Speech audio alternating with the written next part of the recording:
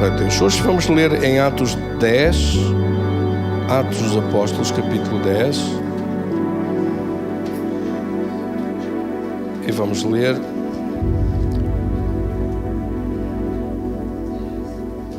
versículo 42, 43, 44 e 45. Lemos então com o favor de Deus. E nos mandou pregar ao povo e testificar que Ele é quem foi constituído por Deus como juiz dos vivos e dos mortos.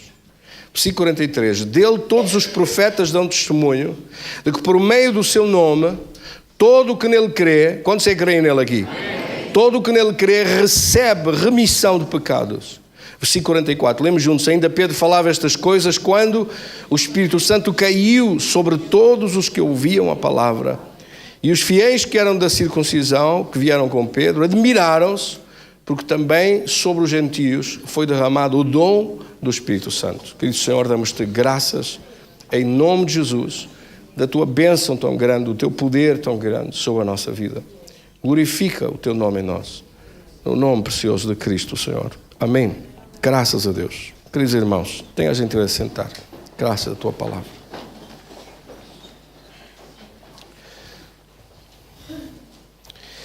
Passados cerca de 10 anos aconteceu isto. Tinham passado quase 10 anos depois do dia de Pentecostes, da festa de Pentecostes. Quando nós lemos no capítulo 2 do livro de Atos, que quando se cumpriu o dia de Pentecostes, que os judeus estão a celebrar hoje o dia de Pentecostes. Sabia? Os judeus em todo o mundo estão a celebrar agora o dia de Pentecostes, hoje. Eu sei que Pentecostes foi celebrado pela Igreja Católica há quase 3 semanas atrás, não é? Porque os calendários não batem certo, os calendários romanos e gregorianos que se mudaram do calendário judaico. De qualquer modo, esse não é um fator muito relevante para nós. Porque eu digo-lhe muito sinceramente, nós não vivemos mais na lei e nas celebrações que eram pontualíssimas e obrigatórias ser aqueles dias certos e com aqueles rituais todos, nós já não vivemos isso.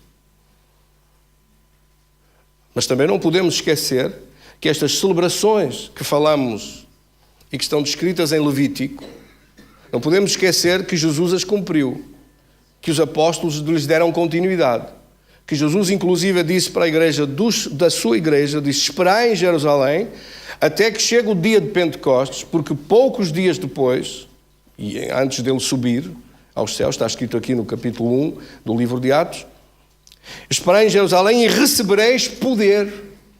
Versículo 8. Ao descer sobre vós o Espírito Santo. Eles sabiam do que é que ele estava a falar.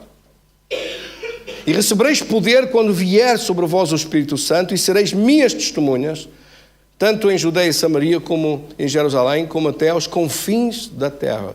Ditas estas palavras, Jesus foi elevado às alturas, subiu à frente deles, à vista deles, começou a subir e foi ocultado por uma nuvem. Era a glória de Deus que o tomou e levou para a glória dos céus. Com um corpo de ressurreição cheio de glória. Esteve assim com eles durante aqueles dias que esteve a ensiná-los, a prepará-los, que esteve com eles durante aqueles 40 dias depois da ressurreição, até que nos dias que faltavam para o dia de Pentecostes, eles então foram para Jerusalém, conforme a ordem dele, e foram celebrar o Pentecostes. Eu creio que eles não sabiam muito bem ao certo tudo o que ia acontecer naquele dia. De diferente. Para eles era a celebração normal do Pentecostes. Só que a celebração que era normal, eles estavam avisados por Jesus de que alguma coisa muito especial ia acontecer. Que não era mais uma celebração igual à dos outros Pentecostes todos para trás, dos outros anos todos para trás, que eles tinham celebrado juntos. Não era mais a mesma coisa. Não era igual como quando Jesus subiu à cidade de Jerusalém e pregou sobre o Espírito Santo e ensinou sobre o Espírito Santo, dizendo em João capítulo 7, rios de água viva vão fluir do vosso interior, recebereis ao Espírito Santo. Aquele que tem sede, João 7,37, quem tem sede, venha a mim e beba. E rios de água viva fluirão do seu interior. E ele estava a falar isto acerca do Espírito Santo que haveriam de receber todos aqueles que nele crescem. Porque diz a Escritura, o Espírito Santo ainda não tinha sido dado, não tinha sido enviado, ainda não tinha chegado o momento do Espírito Santo vir. Houve um momento para Jesus vir sobre esta terra que foi profetizado ao longo de milhares de anos. Desde Gênesis estava profetizado que Jesus vinha, que da semente da mulher ia nascer aquele que ia esmagar a cabeça da serpente. Durante aqueles milhares de anos de todo o Velho Testamento foi anunciado não só a vinda de Jesus, como a vinda do Espírito Santo sobre toda a terra e sobre toda a carne. O primeiro tempo em que o Pai cuidou sobre Israel e que os ungidos de Deus eram ungidos e o Espírito Santo ficava sobre eles e pareciam gigantes durante todo o Velho Testamento, com dons a manifestarem, com poder de Deus e prodígios e maravilhas que aconteciam pela sua vida. Esse tempo seria um tempo em que se multiplicaria esta bênção de Deus e esta graça de Deus, não só para alguns, mas para todos aqueles que aceitassem a Cristo Jesus Senhor. Portanto, o Pentecostes, ao referir-nos sobre estas 7 celebrações, elas são também em si próprias 7 mensagens principais e fundamentais da Bíblia. Não há nenhum ministério nesta terra que seja uma igreja em condições, que pregue a palavra de Deus na sua globalidade, que não pregue sobre estes temas. Não pode deixar de o fazer. Estas 7 grandes mensagens da Páscoa, do sacrifício e da libertação que veio pelo sacrifício e o derramamento do sangue. Obviamente, aquele sangue foi aspergido nas casas, não permitiu a entrada do destruidor. Veja a bênção que foi o livramento da escravidão durante o tempo do Egito, daquele povo que saiu de lá. Mas alguém muito maior que Moisés veio para nos libertar, não do faraó e do Egito, mas libertar-nos das trevas e do império das trevas sobre a nossa vida. Então você assiste a uma coisa extraordinária. Eles que saíram de lá, do Egito e da escravidão, se tivessem tido a compreensão total do que é verdadeiramente o Pentecostes e o Espírito Santo de Deus e o poder de Deus, aquilo que Deus lhe estava a dar para as suas vidas, aquilo que escapou àquela geração que saiu do Egito, não nos pode escapar a nós. Porque aquela geração que saiu do Egito saiu com a mentalidade de escravos. Durante 400 anos e durante a escravidão que passaram, essa escravidão não saiu de dentro deles. Mas em Colossenses, no capítulo 1, versículo 3, a Bíblia diz que Cristo nos libertou do império das trevas e nos transportou para o seu reino, para o reino de seu Filho amado. Fomos tirados não do império do faraó e do Egito, mas tirados do império das trevas, tirados do império do mal, tirados do poder das trevas, tirados do poder maligno para fora. Saímos fora do poder de Satanás, fomos arrancados para fora das trevas. Mas só que é muito mais do que somente ter sido tirados de lá. Nós não fomos só tirados do império das trevas. O Pentecostes é muito mais que isso. O Pentecostes é o significado de que agora recebereis poder. Assim de repente você assiste numa celebração em que, passados 50 dias de ter saído da escravidão do Egito, Deus queria que aquele povo entendesse que passaram de uma situação de estar dominados por um poder que estava sobre eles, a ter agora poder para dominar e entrar nas bênçãos de Deus e no melhor de Deus, porque o poder que está sobre eles agora é um poder que os faz ter domínio. Não foram só tirados da escravidão, foi-lhes dado poder para ter domínio, poder para ser reis sobre essa terra, poder para dominar sobre essa terra, para tomar posse das bênçãos de Deus sobre esta terra, para alcançar o melhor de Deus sobre esta terra. Não foram só tirados. Esta inversão, esta transformação, é uma transformação de um povo que sai de escravidão e que sai de um poder que os dominava, para agora receber um poder e eles próprios terem poder para dominar dominar sobre a sua vida, dominar sobre a sua saúde, dominar sobre o seu presente e o seu futuro, ter acesso ao melhor de Deus na sua vida, ter acesso às bênçãos de Deus em sua vida, ter domínio sobre o mal, domínio sobre os demónios, domínio sobre a doença, domínio sobre a escravidão, domínio sobre toda a opressão à sua volta. Passaram de repente, Deus virou a mesa completamente, virou tudo ao contrário. Passaram de dominados a ter domínio sobre a sua vida, passaram de escravos a reis. Como está escrito em Romanos 5,17, pela ofensa de um só, a morte reinou por esse. Muito mais os que recebem a abundância da graça e o dom de justiça reinarão em vida por um só, Jesus Cristo, para reinar em sua vida.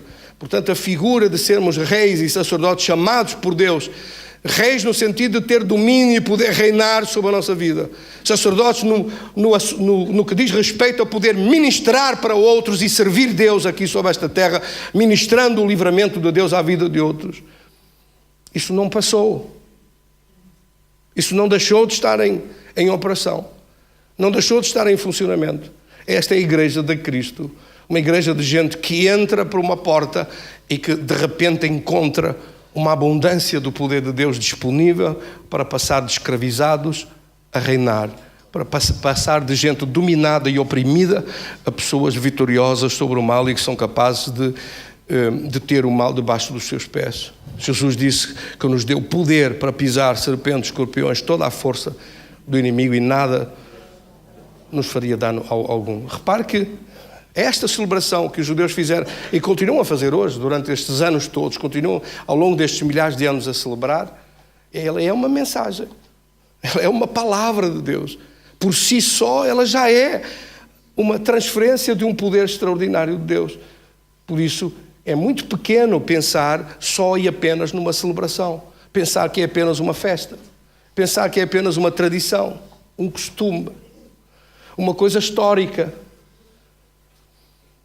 Porque quem ficar só pela história e pela cultura e pelos costumes e pelas tradições não está a ver a verdade e o valor daquilo que estamos a celebrar.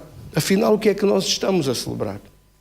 Quando nós celebramos no Natal a vinda de Jesus, mas nós estamos a celebrar no Pentecostes a vinda do Espírito Santo de Deus. Amém? E ao celebrar a vinda do Espírito Santo de Deus, celebramos o que Ele veio fazer na nossa vida. Porque nós estamos aqui hoje. Não estamos a celebrar o Pentecostes de há 2000 anos. Nós estamos a celebrar hoje a nossa vida na presença de Deus, do que Deus faz hoje. O que é que Deus faz hoje? Deus pegou na minha vida hoje, na sua vida hoje, pega na vida hoje de qualquer um de nós e daquilo que o diabo nos quis dominar durante tanto tempo. Deus inverte completamente a situação e diz: agora és tu que tens poder para pôr esse diabo debaixo dos teus pés. És tu que tens poder para entrar por aí dentro e virar as coisas e transformar as situações e mudar uma nova realidade. E transformar uma realidade nova pelo poder de Deus. És tu quem operas isto, porque eu te dou este poder. Quando aqueles celebraram o Pentecostes, sentados no deserto, receberam as tábuas da lei.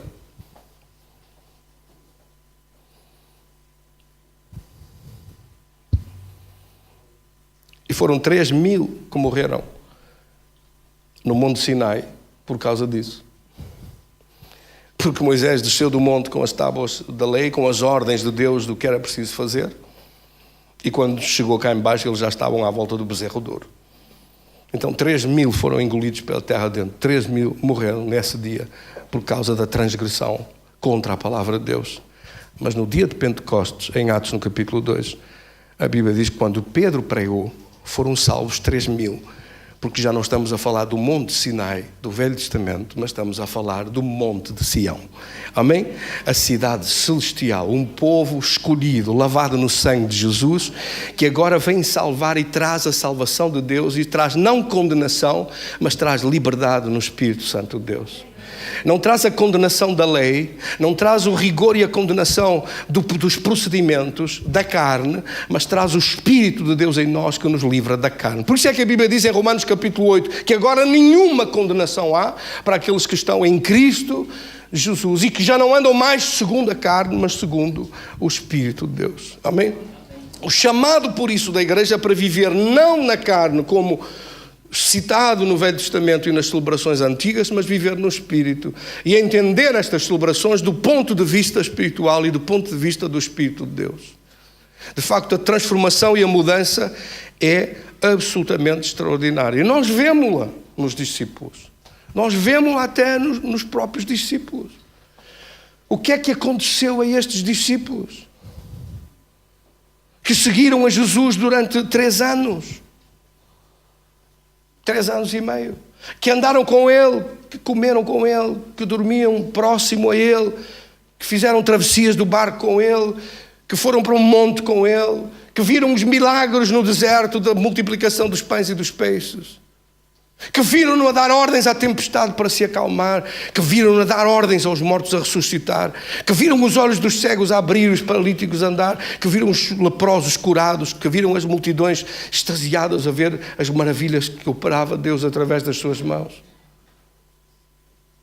E que por isso não nos surpreende que quando Jesus chegou de repente e ao fim desses 3 anos e disse: eu vou ser crucificado, eu vou morrer, eu vou dar a minha vida por vós, e vós todos ides virar-me costas, ides fugir uns para cada lado, ides embora, porque era isso que estava escrito: ferido o pastor, as ovelhas são dispersas. Era isso que estava escrito. Ele estava pura e simplesmente a falar sobre as profecias, sobre o que estava escrito que ia acontecer. Ele sabia o que ia acontecer.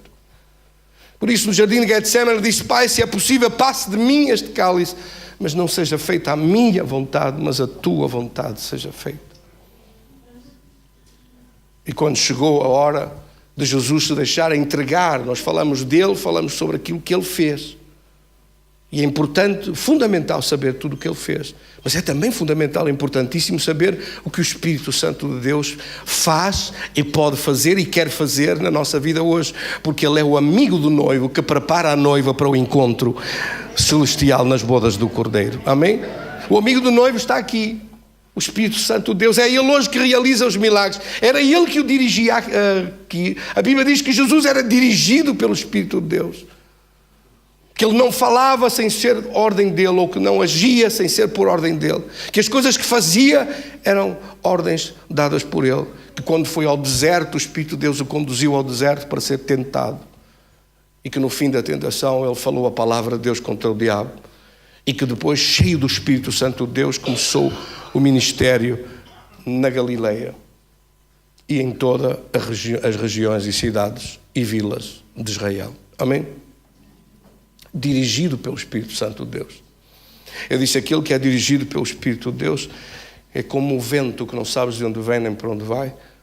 Assim é todo aquele que é dirigido pelo Espírito de Deus, que se deixa conduzir e dirigir pelo Espírito de Deus. Mas estávamos a falar sobre aqueles homens que estiveram com ele.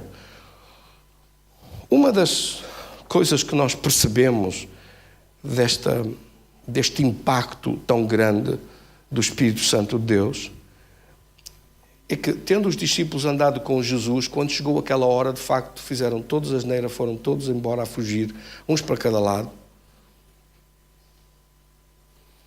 Quando a hora da confusão e das trevas chegou, Pedro negou a Jesus, como Jesus lhe tinha dito em Mateus no capítulo 26, versículo 34 e 35. Jesus tinha avisado que quando o galo cantasse, ele já o tinha negado 3 vezes. Vamos ler este texto que diz: respondeu-lhe Pedro: ainda que me seja necessário morrer contigo, de modo nenhum te negarei. Porque Jesus disse: tu vais-me negar.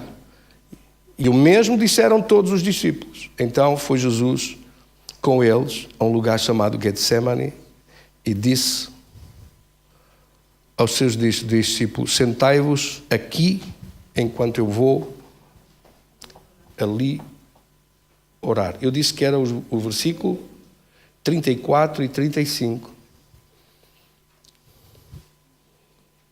34. O que é que o versículo 34 diz?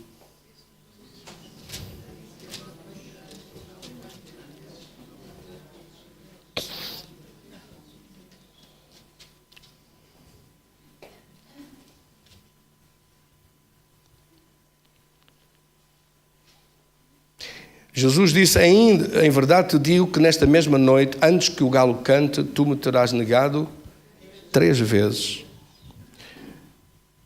Isto vê-se logo depois, mais para a frente, quando Jesus foi levado e Pedro seguiu.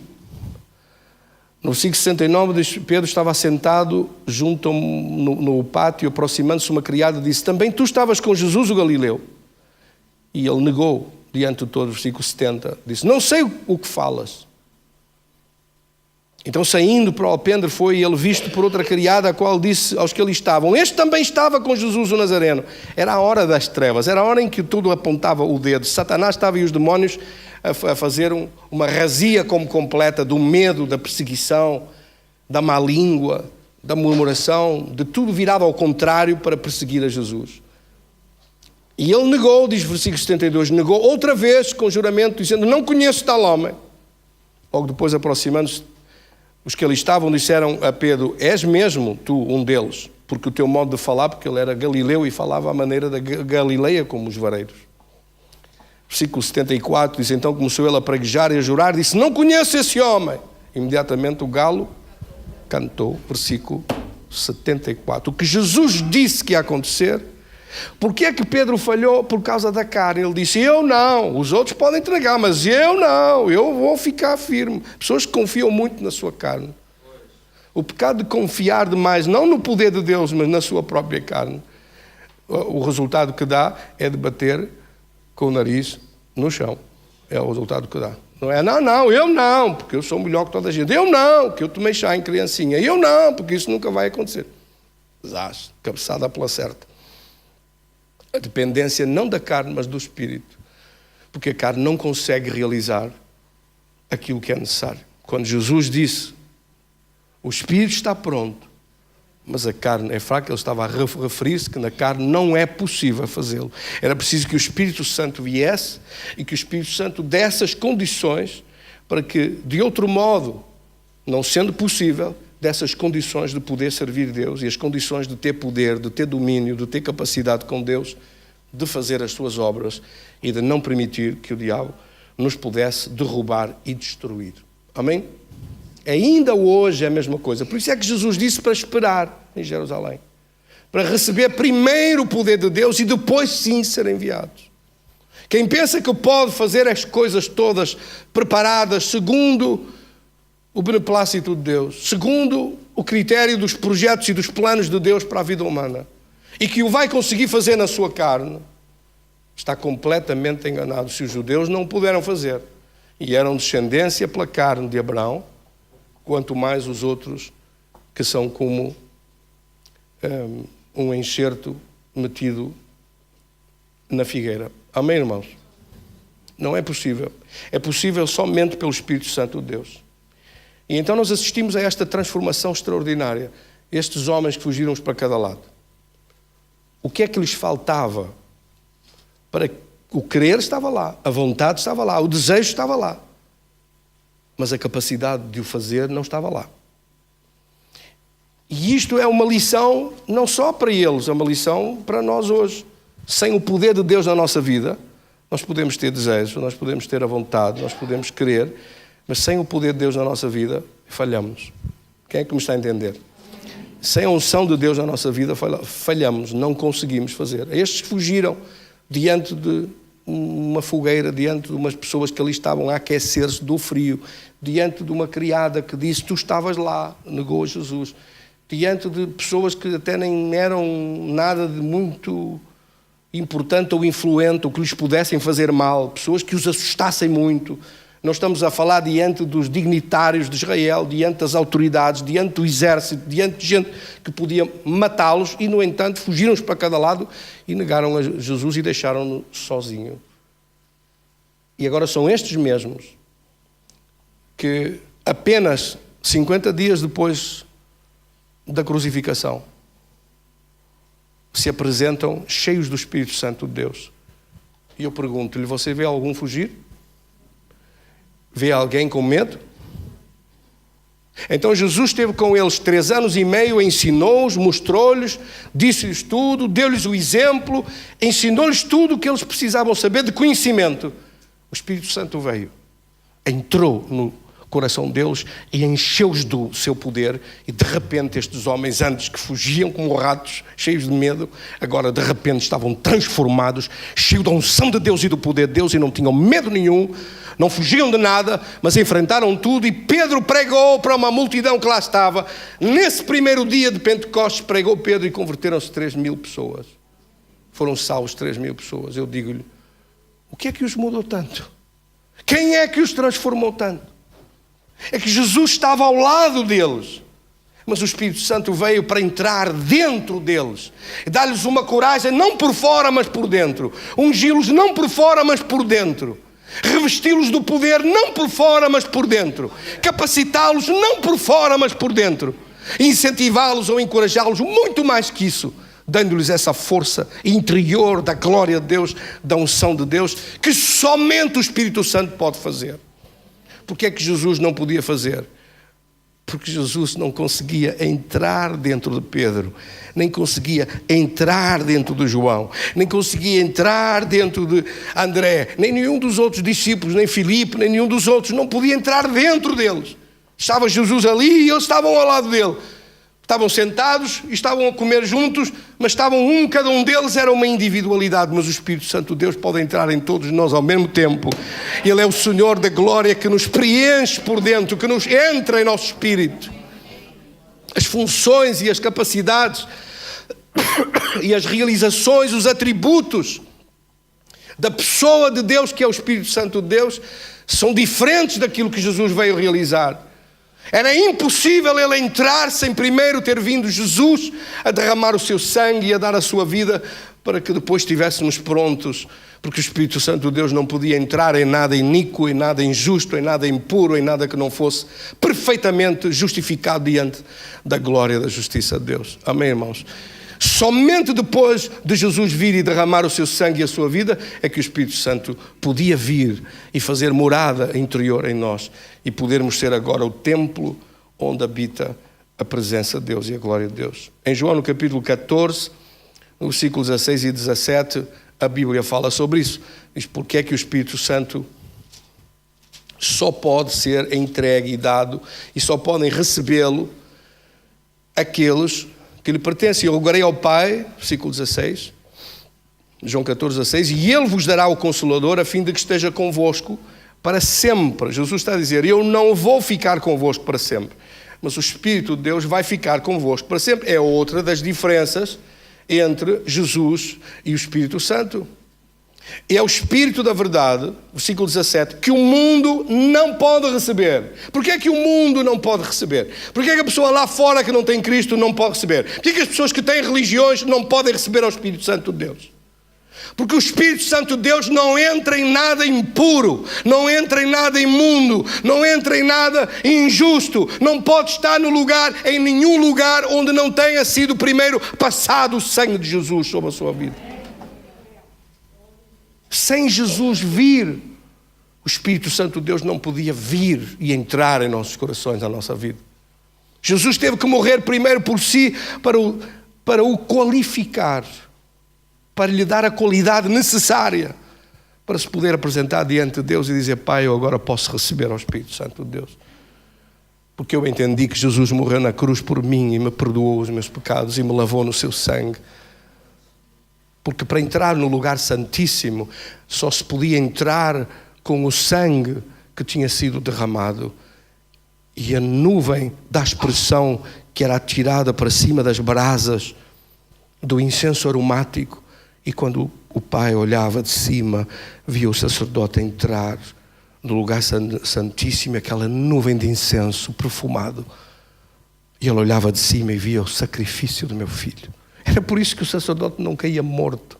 Porque para entrar na presença de Deus não se podia entrar no tabernáculo, no lugar santíssimo, sem ser lançado o incenso aromático por cima das brasas. E sem aquela nuvem de incenso cobrir todo o lugar santíssimo da presença de Deus. Como é que o lugar santíssimo da presença de Deus, onde o Espírito Santo estava, e que quando o véu foi rasgado, o Espírito Santo saiu do lugar santíssimo para se espalhar por toda a terra. para vir morar sobre nós, para estar sobre a nossa vida, para operar e para estar disponível para poder entrar na nossa vida e nos transformar. Como era possível isto se não fosse primeiro Jesus que pagasse o preço para que tivéssemos acesso ao lugar santíssimo da presença de Deus? Amém, irmãos? Tivéssemos acesso ao poder de Deus. Nós só temos acesso ao poder de Deus e ao lugar santíssimo da presença de Deus, só temos acesso por causa daquilo que Jesus fez primeiro. Portanto, quem não recebe a Jesus primeiro, não pode receber ao Espírito Santo. Não sou eu que digo, é as Escrituras, não pode estar mais claro isto. O mundo não pode receber. Podem benzer a pessoa, podem dizer que vai receber o crisma, e o crisminha, e o crismão. Pode dar dinheiro, pode dar uma fortuna, pode dar uma vela também de uma coluna de um prédio. Mas não pode receber ao Espírito Santo, porque nem o vê, nem o conhece. A Escritura diz, mas vós o conheceis, porque Ele habita convosco e estará em vós. Estará dentro de vós. O Espírito Santo estará dentro de vós. Versículo 26, o Consolador, o Espírito Santo a quem o Pai enviará em meu nome, esse vos ensinará todas as coisas e vos fará lembrar de tudo o que eu vos tenho dito. Deixo-vos a minha paz, não vos dou como o mundo a dá. Não se perturbe o vosso coração, nem se atemorize. Meus queridos irmãos, estamos a falar aqui sobre diferenças entre aquilo que Jesus veio realizar primeiro para que fosse possível o Espírito Santo de Deus entrar em nossa vida. Quem o recebe? Somente os filhos de Deus o recebem. Amém? Capítulo 16 do Evangelho de João, a mesma coisa, no versículo 7 diz, mas eu vos digo a verdade, convém para vós, é melhor para vós que eu vá. João 16, 7, porque se eu não for, o Consolador não virá para vós. Se porém eu for, eu o enviarei. Ele está a dizer para eles, é melhor que eu vá. Eu já fiz a minha parte e faço tudo o que é da minha parte e da minha responsabilidade e do meu trabalho que eu vim fazer. Já vos ensinei, já vos preparei, capacitei, já preparei a minha igreja. Tudo está pronto, mas tem que vir o Espírito agora para vos dar aquilo que eu não posso dar mais. Eu vou para sentar-me à destra do Pai e Ele ficará aqui como outro Consolador, no meu lugar. Não vos deixarei órfãos, não vos deixarei sós. Vós estareis com o outro Consolador. Enquanto Jesus esteve, Ele era o Consolador. Quando Ele foi, os discípulos ficaram com o outro Consolador que viria. Por isso, meus queridos irmãos, isto não é só uma celebração. Isto é uma celebração muito grande. Uma festa muito grande, não de tradição, não porque é uma questão de cultura, sabe? Porque é uma coisa religiosa. Não, porque é a realidade que nós também vivemos, que assistimos a ver Pedro e os discípulos tão mudados e transformados num dia, de um dia para o outro.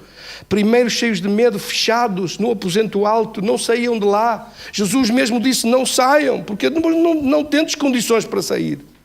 Ficai aí, esperai ser revestidos do poder do Espírito Santo de Deus e depois sereis minhas testemunhas com poder. Depois sereis homens e mulheres poderosos, capazes de enfrentar tudo, enfrentar todo o demónio, de enfrentar qualquer mal, qualquer doença, qualquer problema, qualquer coisa que o diabo queira, enfrentar tudo e vencer, porque Ele vem e vai estar convosco para sempre.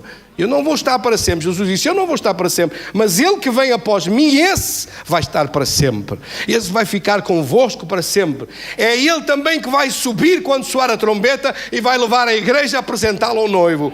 É Ele que vai subir. Agora imagino que esta terra, sem o Espírito de Deus sobre esta terra, já há tanta loucura, tanto assassino, tanto louco, tanto doido por aí. Imagino que é o demónio à solta, o diabo à solta, o inferno à solta sobre esta terra, sem a presença do poder de Deus para impedir as coisas que Ele quer fazer. Neste momento ele está amarrado, está travado. Neste momento os crentes e a igreja sobre esta terra amarram o diabo em todo o sítio onde aparece. Cada vez que você passa, o diabo olha e diz: já não posso fazer nada. Já ia fazer a geneira aí, ia fazer acolá. Já não posso. Está ali aquela crente, pronto, já me estragou tudo. Já tem que adiar o programa dele, adiar o problema dele, adiar a angústia que ele queria dar. Você chega, põe os pés, expulsa o demônio, lá vai ele fugir com o rabo entre as pernas como um cachorro vadio, como um desgraçado, um demônio que não tem onde se meter por causa do poder de Deus que está na igreja. A igreja é a glória de Deus sobre essa terra, aleluia. E se vai sobre Maria Estrela.